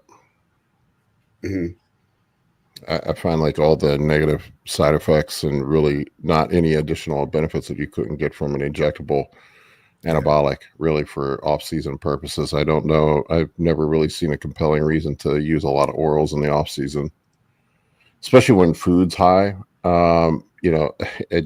Food is going to do the majority of the work when you're putting on size. You just need enough anabolics to facilitate growth, and then beyond that, I generally find you need more when you're dieting than you do when you're in a caloric surplus. You need more anabolics? Yes. Yeah. Interesting. Yeah. It makes sense. I know some people say the opposite, but I find that, at least in my experience, like I don't need to run a lot to grow if food is dialed in, and I'm in a caloric surplus and being intelligent with my diet in the off season. Yeah, that makes sense. I mean, I don't know. A lot of people like to run orals for a certain period of time because they can be fun, right? If you, they're fun for pre-workout. It's just a good time. Yeah. Once in a while I won't lie, but once in a while I'll drop an A-bomb before workouts. There you go. Almost nothing makes you bigger and stronger. It's freaking. I love A-bombs, but anymore it's the acid reflux is so damn bad. I can't do them anymore. To be honest with you, you peak off of something like A-bombs or even oxandrolone in like 2 weeks. You could take them for 2 weeks and then just stop. You'll gain quite a bit in 2 weeks from that. The main issue I run into with orals anymore is just the GI side effects. Yeah. How long does it take? I mean, you don't notice it right away, do you? Couple weeks. Yeah, right. So just run it for 2 weeks and then couple weeks. And what type of side effects are you talking? Acid reflux. Acid reflux primarily. I hate acid reflux. It doesn't seem like my food digests. Connection. I didn't make that connection. I think you just solved my problem. I've been eating Tums like a motherfucker, right? And I've been taking stanazolol for like 2 weeks now. Yeah, I get really bad acid reflux only on training days. Only on training days. Yeah. So what about like really itchy skin from the stanazolol, like itching, burning skin? No, I've never noticed that. Okay, because I'm thinking of the decrease in hydration, like from the disrupted glucocorticoid signaling. If you would get like dry skin too. Yeah. Well, I got the GHK copper seems to keep my skin nice. So. Oh yeah, it does. That shit is magic. I love that shit. It's so weird that exists. It's like a video game potion come to life. Like it does so much. I need to try. I've never tried it. God, my gosh! Within a couple of weeks, you're gonna be like, "What the?" I got the smoothest dick in town. Yeah. I'll tell you that. It feels like silk. Yeah, it's wild. Isn't that crazy? Yeah. All right, Ryan, I got a question here for you. Let's see what we got. From an atheist and nihilist again. That's awesome. Okay, question for Ryan. Testosterone, nandrolone, anavar, and winstrol can currently be prescribed for men in the U.S.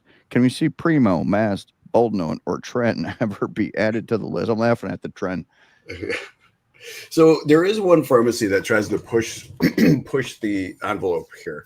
So this Brooksville, one of the pharmacies that we're partnered with in the past, has offered boldenone on prescription from a U.S. FDA regulated pharmacy. They recently had methanolone, which is Primo, just the oral, just the acetate. They did have that available. They're now out of it. They don't know if they're going to be able to get it back in. But the same pharmacy currently does offer methandrostenolone, which is D-ball. So I'm going to get some pharmacy D-ball pretty soon. Paul, I know you hate D-ball. I freaking love it. I don't hate it. It has an application. Yeah. I did run some last fall. Yeah. Just last fall. Well, I hadn't used D-ball since my 20s. It makes you feel freaking great. I love it. I completely smashed my estrogen post contest, and I could not get my estrogen to come back up. It was in the single digits. Yeah. And my answer was to take some D-ball. And it worked, right? It worked. I think I remember you talking about that. Hearing you talk about that in either a video or a short about D-ball. And nothing like methyl estradiol to make you grow boobs and feel good. No, my hatred for D-ball, it's like, look, it's a tool in the toolbox, and it's appropriate in some situations, but it's the dudes that go out and gain 30 pounds and think it's real, and it's just a bunch of fucking water, and then they look like they look like a pepperoni pizza. And their blood pressure is 150 over 110, and you look good in the club in a t-shirt, but you don't look good when you take it off.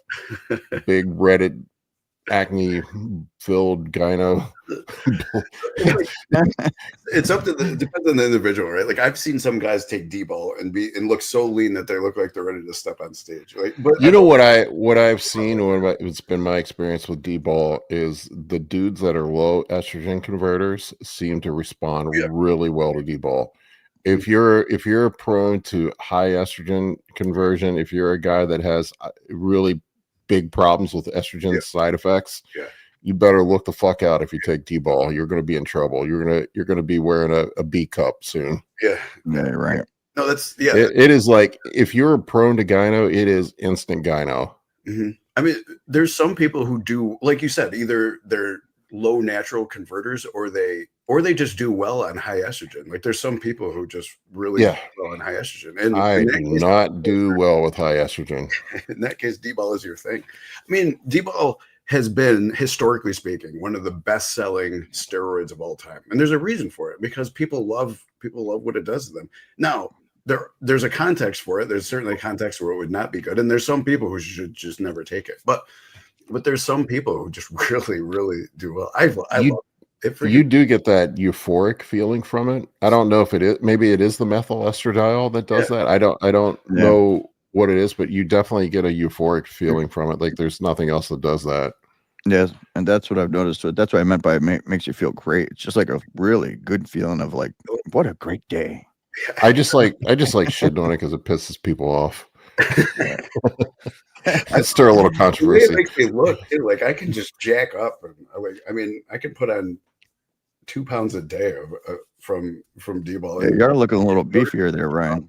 I just love it. I love it. If you need to look big for the club, just run some D-ball for a few days. Yeah. You can take it that morning and be big by the night. You know, eat 15,000 milligrams of sodium and take some D-ball, and you'll look great for the club. D-ball for the win. See. All right. Do we have more questions, Eric? Of course we do. Come on. What do we got here? All right. Best compounds to use alongside test for people who cannot tolerate high test doses trying to build muscle and improve composition. We need to know why you can't tolerate the high test. Like, what's your specific issue with it? Like, is it conversion into other things, or?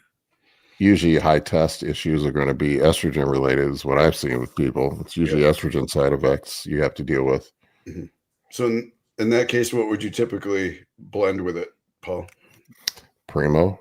Primo's a good Primo. I think people misunderstand Primo a lot. Like people talk about it being weak, and it is not. It's not that potent. But what it does is just everything about Primo makes test work better. you're going to have lower estrogen conversion. You're going to have increased free testosterone because of how it affects SHBG. It just makes tests work better. I don't know a better way to put it. It's like testosterone's wingman. Yeah. And another good one for the same reason would probably be boldenone, right? Yeah, boldenone. The only issue I see with boldenone a lot of times, though, is hemoglobin and hematocrit can get out of control with boldenone. It seems to exacerbate hemoglobin, hematocrit, red blood cell count more so than any other injectable. Is what I've seen. And if you're prone to high hematocrit, you got to be careful with EQ. Yeah, and then we're going to get symptoms of hypertension, fatigue, lethargy, increased blood pressure. That's been my experience with it, and it also can, we talk about tanking estrogen with Primo. I mean, that's also an issue with boldenone, and it has a really long half-life too. So if you get yourself in a bad situation, you're stuck with it for a while. Yeah. Okay. I used to love EQ though. I ran a lot of EQ when I was younger. I think we were talking about this with the rest of the guys, but when I was young, I had this I don't know, it was like 600 milligram per milliliter boldenone, and it was like so painful, so painful to inject. Yeah. I used to love Test, EQ, and Deca, man. That was my go-to when I was younger. Yeah. But yeah, you can't get Primo or anything. If you have there's a Primo shortage. Yeah. Masteron too. It's all fucking in short supply right now. Yeah. The last I heard is there's just a problem with the manufacturer. Even Test Sip. Yeah, even Test Sipping and that. I don't know how. No, I gotta be careful what I say. I mean, it is YouTube, but the rumor that I heard is that China shut a bunch of the labs down that were making the raws because they were making fentanyl. Oh, yeah. Holy shit, that's right. I didn't think of that. That's interesting. Yeah, that's what I heard. Is they were making fentanyl as well. So there was also a change to the package inspection rules when the tariffs got implemented. Yeah, it used to be certain packages would never get opened if they were under a certain value, and I heard that Trump got rid of that specifically to try and find more fentanyl. And then there's like not collateral, but like an unintended consequence that steroids got wrapped up in that, because now those packages are getting opened and people who are pushing it out may be less likely to want to ship it too. Oh yeah, that's a good point. Yeah. All right, we got one here from SM. Glucagon receptor also reduces glycogen formation. Because of that, would Paul recommend pulling it out towards the end of prep? And if so, how far out? That's only going to affect liver glycogen. Yeah, because glucagon should have no effect on muscle glycogen. Correct me if I'm wrong, but I anecdotally, this is and I heard Steve talk about it, and it does seem like the GLP-1s. I don't know what it is. Maybe it's just because people are eating less. It does seem to flatten guys out. Yeah. Would the glucagon effect of Retatrutide help with that though? Well, it causes the dumping of liver glycogen, so you're not. I don't think it's going to have any effect on muscle glycogen. I think just guys are just eating less. Yeah, honestly, is what it boils down to. You can fix that problem with some insulin. Yeah. Insulin and some gummy bears. There you go. Yeah. Problem solved. That's a good point. So would you pull it? That is not medical advice. Absolutely not. Gummy bears and insulin is not medical advice. Come on. That is not medical advice. No, I have been yanking the GLP-1s going into shows. There's also some, if I recall correctly, there's some evidence that with Retatrutide, if I remember correctly from looking at the clinical trial, when your fluid intake is restricted, there's also some increased kidney stress. So that would worry me going into a show. When you're manipulating water, I usually just yank it the last 2 weeks. Yank it for the last 2 weeks, Paul? Is that what you just said? That's to be clear. Okay. I hear you. Makes sense. Just out of caution. I don't want anything that's going to affect the look on stage. and the peaking process. And that may be completely unnecessary, but that's just what I've been doing. Yeah, makes Nice. sense. All right, more questions? I did a quick Of course. search, and it looks like muscles don't have a lot of glucagon receptors. No, they don't. Yeah, No, they it don't. says little to none. I mean, I would need to open every source and go through each one, but a quick glance says that it shouldn't be an issue. So No. From what I understand, it's only the liver. Okay, yeah, that makes sense. Okay, we got Desert Rider here screaming at us. First Yeah. Glenn run started at 20 micrograms, and will titrate up by 20 micrograms every 2 weeks for 8 weeks total. When do I That is add a- Benadryl or ketotifen? I don't even know. Ketamine. Ketamine. Okay. Should I add yohimbine or already on Reta? Or no, he's already on Reta. I'm sorry. That is a spicy clean dose. Jesus Christ, 160 micrograms. I would assume being on Reta, you may or may not even need clean at all. I don't know. I mean, Jesus, that's a lot of clean. I wouldn't go up that high. I'm trying to think here. But, I mean, he's talking about over 8 weeks, titrating up each week. That's 160 micrograms.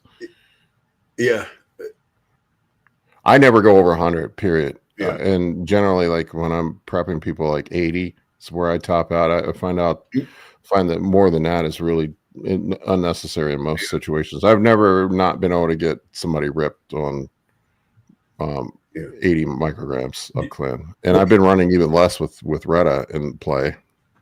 yeah, because he said that he was going to go up every 2 weeks. Isn't that what it said? Like just 20, was it? 20, yeah, Did 20 I misread micrograms that? every 2 weeks. No, I agree with you. Like 160 total would be a lot, but I think he's ramping up too slowly. Like, don't you ramp up faster than that? Every week. Yeah, every week. Okay. Yeah, I think he's ramping up a little too slowly. Yeah, I'll go up 20 micrograms every week, and then I kind of top out like 80, 60, 80, no more than 100. Yeah, and you're right. It's the total duration. So your body's going to become inured to clenbuterol really quickly. So you kind of want to ramp up and max out, and then kind of be done with it, so that your body doesn't become inured to it, and you're not getting the effects anymore. And then he asked about adding yohimbine, and yohimbine is just a natural form that's going to do something similar to clen. So I don't think. I mean, you're already taking something much more potent in yohimbine and clenbuterol. I don't think adding yohimbine will do anything. Well, yohimbine, actually, from what I remember, yohimbine is going to prevent fat storage. Correct? I'm trying to remember. I thought it was the. No, it's not a beta agonist. It's not a beta agonist. I thought it was a beta adrenergic receptor agonist. It's not. Let me double check that. I don't think it is a beta agonist. I'm pretty sure it's not.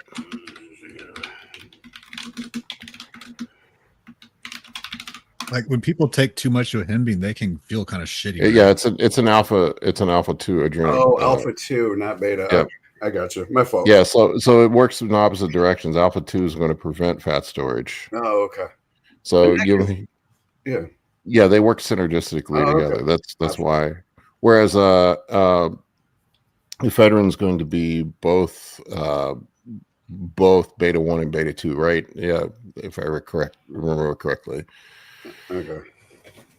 Okay, so my fault. They would extra synergistically again. For some reason, I thought yohimbine was another. Plus, yohimbine gives you boners, so you got that going on too. Nothing wrong with that. I just find yohimbine's not that well tolerated. A lot of people end up feeling sick and nauseous on it. Mm-hmm. I don't know that it contributes a whole lot. I used to run it with my fat loss stacks, but I don't anymore. Mm-hmm. All right, we got here from Ryan Parsons. Eric, that's me. Can you ask Paul when he plans to get back on the mats for BJJ? Also, if he officially is done with Nandrolone for good. Never say never about anything. I said I'd never take D-ball again, and I did last year. I don't know. I just said Nandrolone is just anymore. For me, it's just spin the wheel for side effects. Yeah. It's like my dick doesn't work. I get anxiety. Right. I have panic attacks. I can't tolerate it anymore. So I would say the probability of me taking it again is pretty low, although I have considered it for recovery from my shoulder. At what doses were you taking it? Even as low as 100 milligrams a week, I had problems with it. Okay, so you're just one of those people that can't tolerate it. You know, it's weird because I used to take a ton of DECA. I used to use DECA. I love DECA. DECA was like my favorite off-season compound, and it's just like something changed in my body. Yeah. Okay. And like we get really, really, really, really, really bad anxiety from it. As far as the BJJ goes, I would love to get back out there, but BJJ and bodybuilding are not well matched for each other. Yeah, right. Doing opposite. I had to make a choice if I wanted to be a bodybuilder or mediocre middle-aged jiu-jitsu guy. So I chose bodybuilding. I would like to go back out there and do it again at some point, but I'm recovering from a bicep tendon tear. And torn labrum, which were probably from jiu-jitsu, to be honest with you. I'm pretty sure I fucked it up in jiu-jitsu and I've just been dealing with it for the last few years. What belt were you at? I was salty blue belt. I've had about 5 years in on the mat. I don't know, 500 or so hours on. More than 500 hours. Yeah. I did. Yeah, I would go 2-3 times a week for pretty consistently for about 5 years. So whatever that works out to be, but yeah, I was almost a purple belt. That's great. That's great. That's where everybody. Most people quit after their white belt. Yeah, salty not for belt. me. Yeah. All right, what do we got here? Yeah, it's Johan Biden is an alpha 2 adrenergic. I can never say that word correct. All right. Adrenergic receptor agonist. There we go. Yeah. All right, from member Mickey Manning. If you're not running HCG while on TRT, is there increased risk of dementia long term because of the LH receptors are not being hit in the brain? HCG while on TRT isn't. I've never heard anything of this. I don't. Is there luteinizing hormone receptors in the brain? I know there couldn't be. It's the pituitary, right? I think the only luteinizing hormone receptors I was aware of were in the testicles, in the Leydig cells in the testicles, but I don't know. I don't know that they exist in the brain. I've never heard of this, so I don't believe it's a thing. Never heard of it.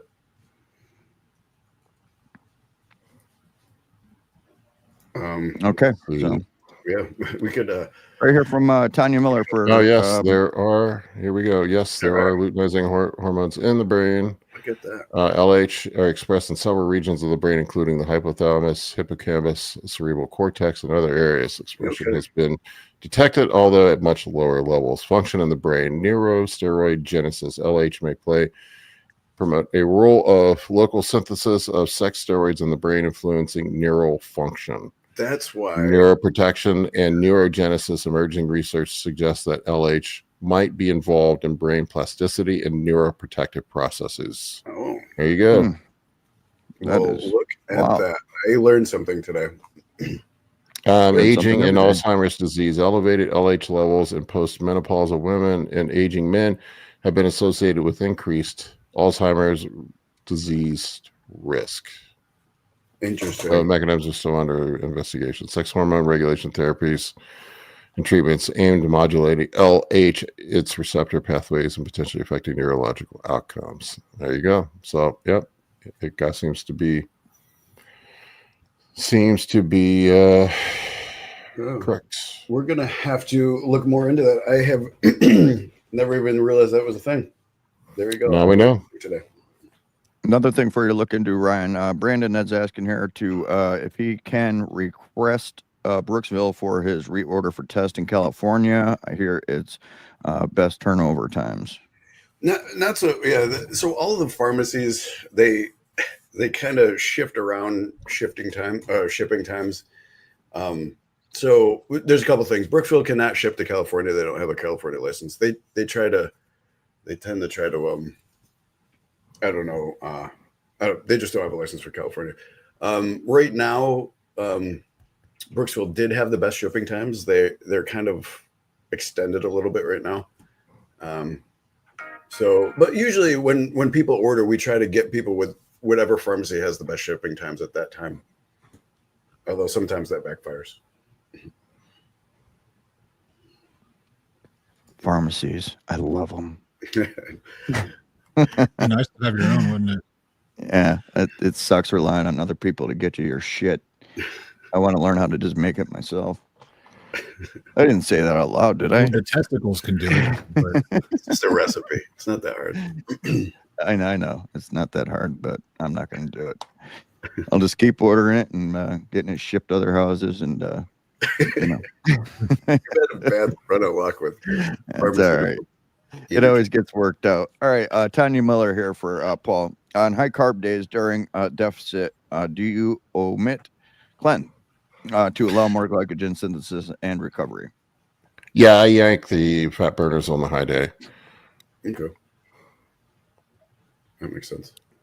Yeah, I mean, you're going to be in a caloric surplus. It's now a clean has a pretty long half-life. I think it's like 36 hours, if I recall. So it's still going to be somewhat present. But yes, I yank it on the high. I yank all the fat burners on the high day because you're going to be in a caloric surplus. I want to save people from all the sympathetic nervous system drive from all the stimulants. Give people a chance to, hopefully get a good night's sleep. After you've had all the extra carbohydrates, generally sleep is going to be better. Just use that as a recovery day, a day to regenerate or to force glycogen synthesis, give your body a break, and then we go back to work afterwards. Yeah.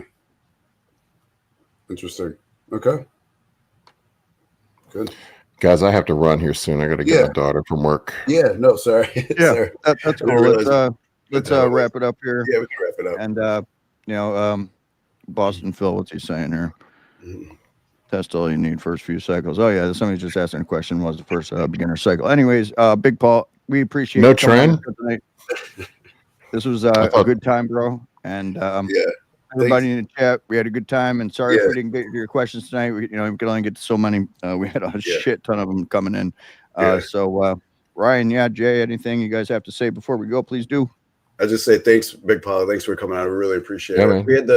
We had the highest total that we've ever had at the show, and it was sustained over 100 for a while here. So that's the highest we've ever had. So Awesome. we really appreciate it. We really appreciate everybody in the chat. Thank you. It's always so good conversing with everybody and having chat and talking about this. I learned a few things today, as we saw, so that's always good.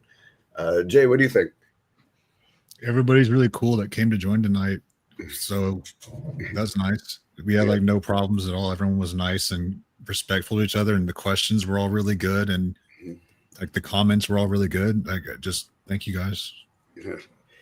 Yeah. All right. So we'll see you guys next week at 7 p.m. Eastern Standard Time, 4 p.m. Pacific. We have another guest, Ari, from YouTube channel coming on here for a great discussion. So we'll see you then. You guys have a great week and a great weekend. Take care.